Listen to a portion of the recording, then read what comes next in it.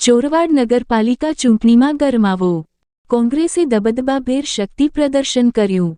ભવ્ય કાફલા સાથે ઉમેદવારી નોંધાવી. ભાજપે શાંત સંતોષભેર બંધ બારણે ફોર્મ ભર્યા. 6 વોર્ડમાં 24 ઉમેદવારો મેદાને. ધારાસભ્ય વિમલ ચુડાસમા અને તેમની ધર્મપત્ની જલ્પા ચુડાસમા અલગ અલગ વોર્ડમાંથી મેદાનમાં. ચુસ્ત પોલીસ બંદોબસ્ત વચ્ચે ઉમેદવારી પ્રક્રિયા પૂર્ણ.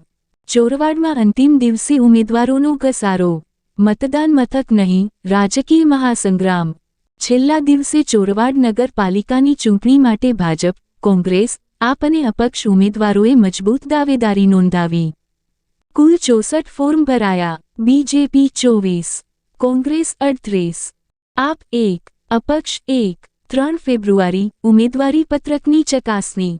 4 ફેબ્રુઆરી ઉમેદવારી પત્રક પાછું ખેંચવાની અંતિમ મુદત.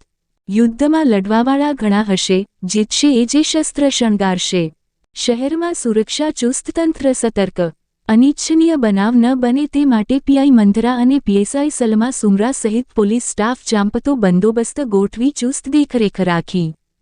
બંને પક્ષે એકબીજા પર આક્ષેપોની ગોળીબાર શરૂ. વિકાસના એજન્ડા પર મત માંગવાની તૈયારીઓ.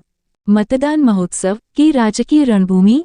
ભાજપના શાંત દરવાજાઓ પાછળ યોજાયેલા સ્ટ્રેટેજિક પ્રયાસો. મતદાતાઓ વિચારમાં ગુંજશે લાલ હરિયાળ કે કેસરીઓ? કેટલા હાથ ઊંચા થશે? કોણ જીતશે મતદાતાનું મન? રાજકીય પ્રહાર પ્રતિપ્રહાર વચ્ચે કોનો ખેલ હશે ઘાતક? મતદાતાઓ માટે પડકાર રાજકીય વચન ઉપર વિશ્વાસ કરવો કે જૂના અનુભવ પર? વિજય ત્યારે જ મળે જ્યારે જનતા વિશ્વાસ કરે. ધારાસભ્ય વિમલ ચુડાસમાનો ગઢ મજબૂત છે. તો શું સાંસદ રાજેશ ચુડાસમા તેને તોડી શકશે?